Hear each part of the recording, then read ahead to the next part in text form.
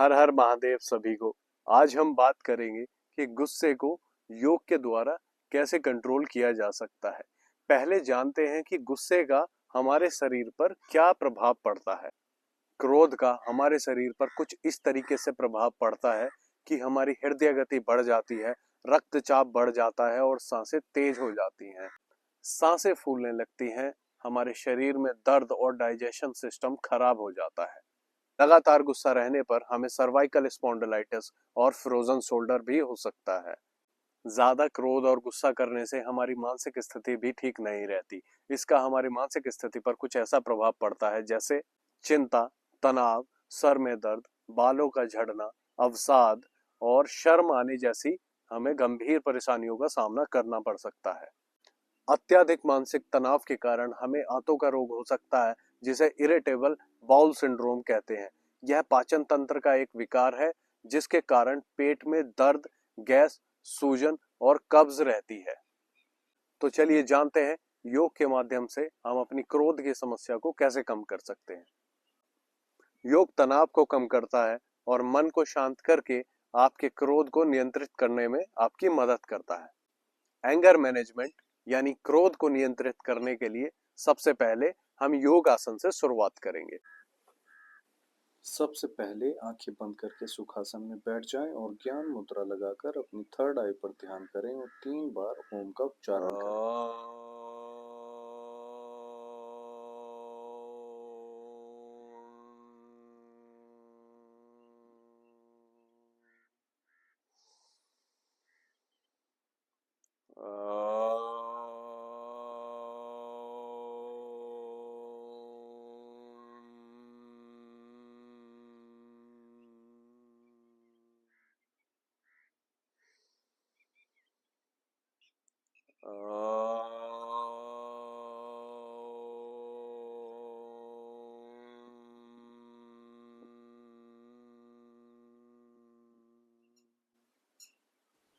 इसके बाद अपनी आंखों को धीरे से खोलें।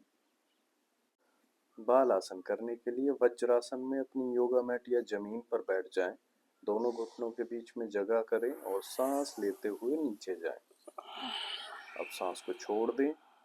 माथे को फ्लोर पर टच करके रखें। लंबी गहरी सांस लेते रहें।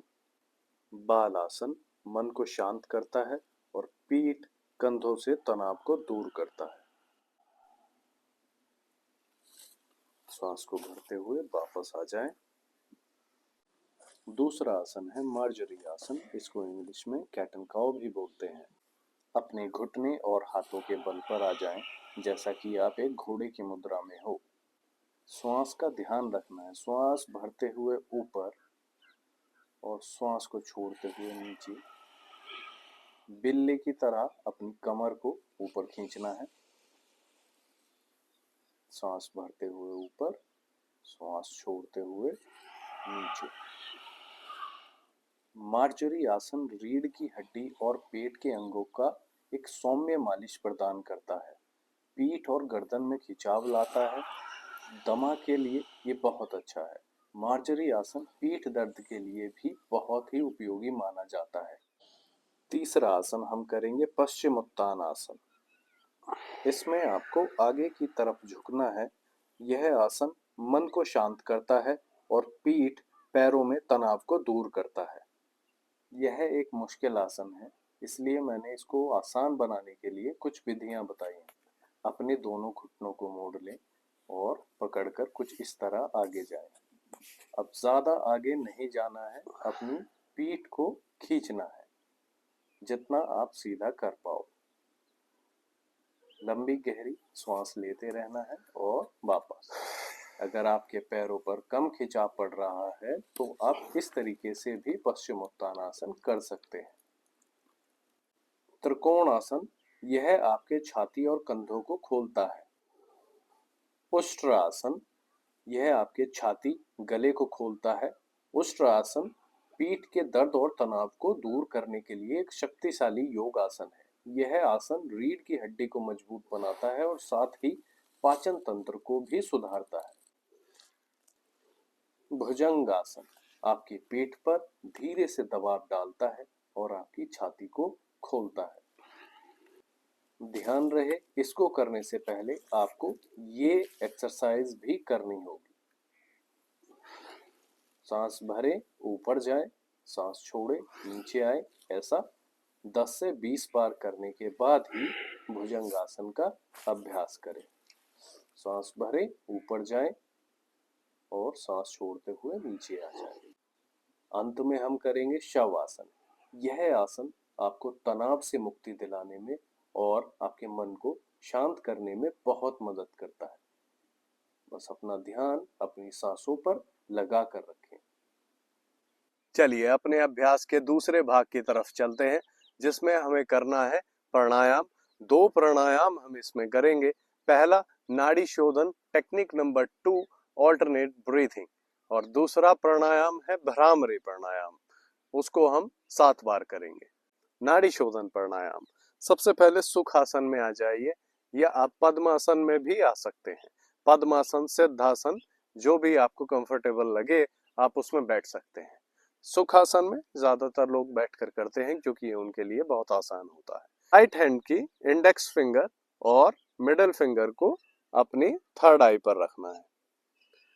थंब से अपने राइट नोस्ट्रिल को प्रेस करना है और रिंग फिंगर से अपने लेफ्ट नोस्ट्रिल को प्रेस करना है। ये होगा कैसे? राइट नोस्ट्रिल को प्रेस करेंगे, लेफ्ट नोस्ट्रिल से इनहेल करेंगे। ध्यान रहे, श्वास भरते हुए आपको 4 सेकंड तक श्वास को अंदर खींचना है और श्वास को छोड़ते हुए भी 4 सेकंड कम से कम लगने चाहिए।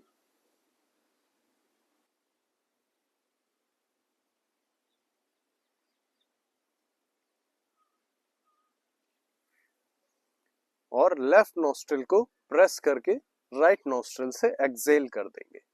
अब उसके बाद में फिर से राइट नोस्ट्रिल से इनहेल करेंगे और लेफ्ट नोस्ट्रिल से एक्सेल कर देंगे। तो ये हो जाएगा आपका एक राउंड, और इस तरीके से आपको करने हैं 10 से 20 राउंड। इस प्राणायाम को करने से मस्तिष्क को शांति मिलती है, जिससे एकाग्रता बढ़ती है और याददाश्त में भी सुधार होता है। यह मानसिक कार्य क्षमता को बढ़ाता है। इस प्राणायाम से शरीर में ऊर्जा का संचार होता है और पूरे दिन की थकान दूर होती है। यह मन और शरीर दोनों को ताजगी और एनर्जी देता है, जिससे आपको क्रोध कम आएगा और क्रोध नियंत्रित करने में भी आसानी होगी। दूसरा प्राणायाम भ्रामरी प्राणायाम। भ्रामरी प्राणायाम करने के लिए हमें 2 चीजों का ध्यान रखना होगा। जब हम इनहेल करेंगे तो आपको अपने कानों पर अपने अंगूठों को नहीं रखना है। दूसरा, अपनी आंखों को हम बंद करके रखेंगे कि किसी भी तरीके की रोशनी हमिंग करते हुए आपकी आंखों में ना जाए। ठीक है, तो ये होगा कैसे? इनहेल,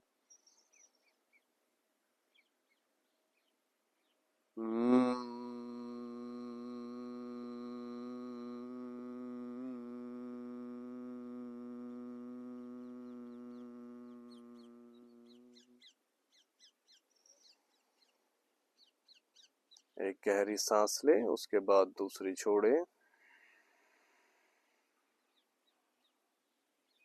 ऐसा हम 7 बार कर सकते हैं। उसके बाद में 7 दिनों के बाद हम इसको और भी आगे 21 तक लेकर जा सकते हैं। अब फिर से सुखासन में बैठ जाएं और ध्यान मुद्रा लगाएंगे। अपने लेफ्ट पाम के ऊपर राइट पाम रखेंगे और दोनों थंब्स टिप को टच करेंगे। आंखें बंद, ध्यान पूरी तरीके से आपकी श्वासों पर रहेगा। श्वासों के आने जाने पर पूरी तरीके से नियंत्रण बनाकर रखें।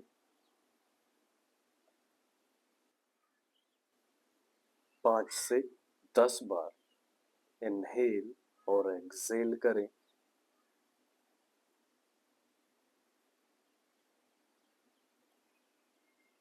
अपने मन को नियंत्रित करें।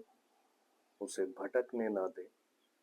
ध्यान पूरी तरीके से सांसों के अंदर आने और बाहर जाने पर रहे। श्वासों को गहराई से आपके लंग्स में जाते हुए देखें और गहराई से बाहर जाते हुए भी उसको देखते रहें।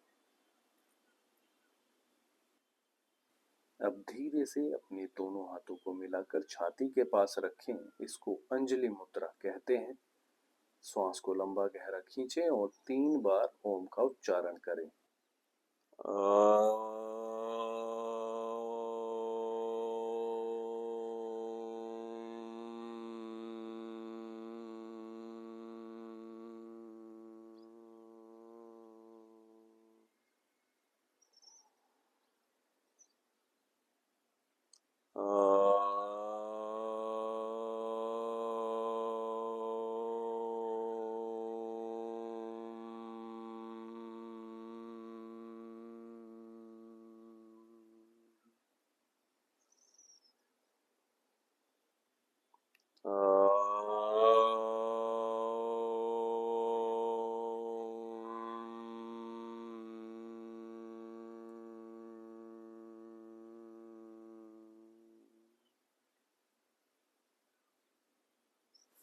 अब दोनों पाम्स को रब करें और अपनी आंखों पर 20 सेकंड के लिए रखें। ध्यान रखें कि किसी भी तरीके की रोशनी आपकी आंखों में नहीं जानी चाहिए। मन को शांत हो जाने दीजिए।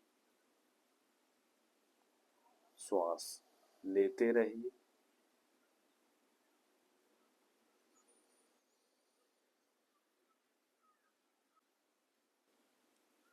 धीरे से हाथों को आंखों पर से हटाओ और अपनी आंखों को धीरे धीरे खोलो।